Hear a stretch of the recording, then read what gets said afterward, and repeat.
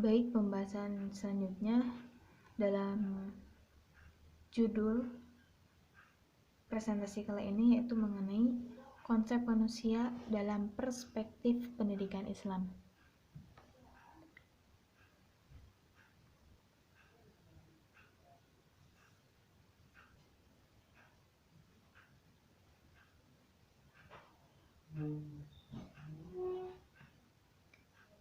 Baik, apa itu manusia? Sebagian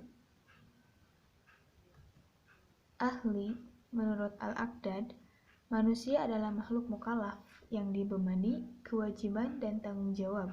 Dengan akal pikirannya, ia mampu menciptakan kreasi spektakuler berupa sains dan teknologi. Manusia juga bagian dari realitas kosmos yang menurut para ahli pikir disebut sebagai al-kain an-natik atau makhluk yang berbicara dan makhluk yang memiliki nilai luhur. Kemudian pernyataan berikutnya yaitu manusia merupakan satu hakikat yang mempunyai dua dimensi, yaitu dimensi material dan dimensi imaterial. Ungkapan Al-Quran untuk menunjukkan konsep manusia terdiri atas tiga kategori, yaitu al-bashar, bani Adam, al-insan. Selanjutnya yaitu mengenai sebutan manusia dalam Al-Quran. Yang pertama, al-bashar. Al-bashar di sini bisa disebut juga keseluruhannya mengenai biologis. Terdapat dalam Quran surat Ar-Rum ayat 20. Ketika Allah menggunakan kalimat bashar, maka tertuju biologis. Kemudian sebutan nama berikutnya atau kategori berikutnya yaitu al-insan. Al-insan ini ketika Allah menggunakan kalimat al-insan, maka tertuju juga kepada intelektual. Terdapat dalam Quran surat At-Tin ayat 4. Selanjutnya yaitu an-nas. Ketika Allah menggunakan kalimat an-nas, maka tertuju juga kepada sosiologis. Terdapat pada Quran surat Al-Hujurat. Kemudian al-abd atau bani Adam. Maka ini juga sama, ketika Allah menggunakan kalimat al-abad atau bani Adam, maka tertuju kepada posisional. Terdapat dalam Quran surat As-Saba. Jadi pada sebutan manusia dalam Al-Quran ini, yang pertama al-bashar, yaitu secara sederhana Quraisy Shihab menyatakan bahwa manusia dinamai bashar karena kulitnya yang tampak jelas dan berbeda dengan kulit-kulit binatang lainnya.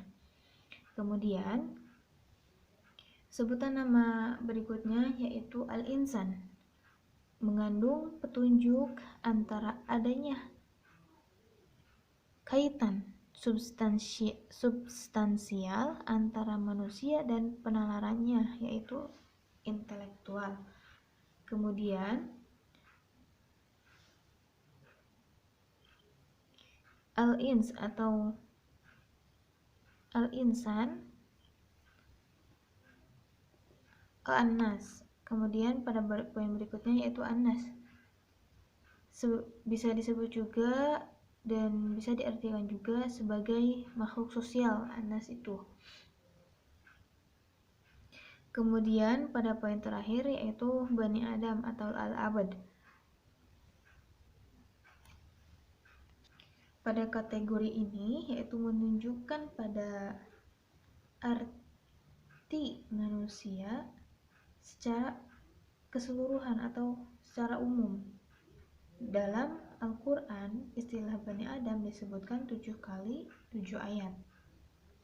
Jadi bisa berarti lebih kepada keturunannya dalam kategori Bani Adam ini. Selanjutnya yaitu mengenai manusia dalam pandangan Islam. Pada poin ini terdapat 3 poin. Yang pertama, manusia adalah makhluk ciptaan Allah SWT. Yang kedua, kemandirian dan kebersamaan. Dan yang ketiga, yaitu manusia merupakan makhluk terbatas. Pada poin pertama, manusia adalah makhluk ciptaan Allah SWT. Jadi, firman Allah SWT mengenai penciptaan manusia dalam Quran Surat Al-Hajj ayat 5 yang artinya, sesungguhnya kami telah menjadikan kamu dari tanah, kemudian dari setetes air mani menjadi segumpal darah, menjadi segumpal daging yang diberi bentuk dan yang tidak berbentuk untuk kami perlihatkan kekuasaan Tuhanmu. Kemudian pada poin kedua yaitu kemandirian dan kebersamaan. Jadi individualitas dan sosialitas. Individualitas firman Allah dalam Quran Surat Al-A'raf ayat 189 yang artinya dialah yang menciptakanmu dari satu diri. Jadi kemenunggalan tubuh dan jiwa yang diciptakan Allah merupakan satu dari individu yang berbeda. Setiap manusia dari individu memiliki jati diri masing-masing. Kemudian diri tersebut merupakan aspek dari fisik dan psikis di dalam kesatuan. Kemudian pada sosialitas, yaitu manusia dalam perspektif agama Islam juga harus menyadari bahwa pemeluk agama Islam adalah bersaudara satu dengan yang lainnya. Nah, pada poin berikutnya yaitu manusia merupakan makhluk terbatas. Jadi, di dalam firman Allah SWT, Quran Surat Al-A'raf ayat 172 yang artinya, bukankah aku ini Tuhanmu? Mereka menjawab, betul, engkau Tuhan kami dan kami bersaksi. Jadi, keterkaitan atau keterbatasan itu merupakan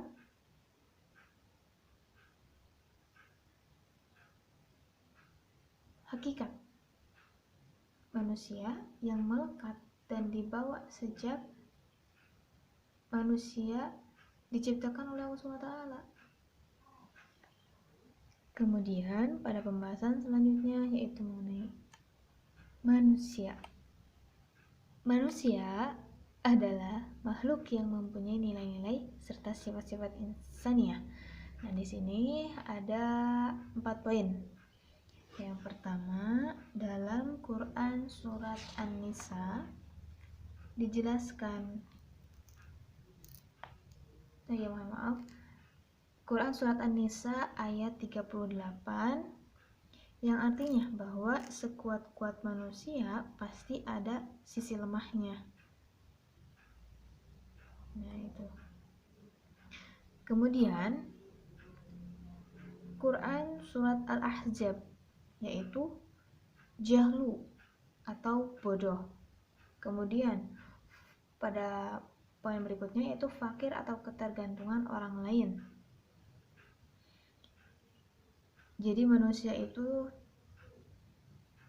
tidak bisa hidup sendiri. Kemudian pada surat Al-Isra ayat 67 mengenai kafuru, sangat mengingkari nikmat. Jadi ketika kita sakit barulah menyadari bahwa saat itu nikmat yang besar, nikmat yang besar. Bisa dibilang juga sehat itu mahal. Jadi kita baru menyadari saat kita sakit. Kemudian sudah. Terima kasih. Mohon maaf apabila ada kesalahan dalam penyebutan kata.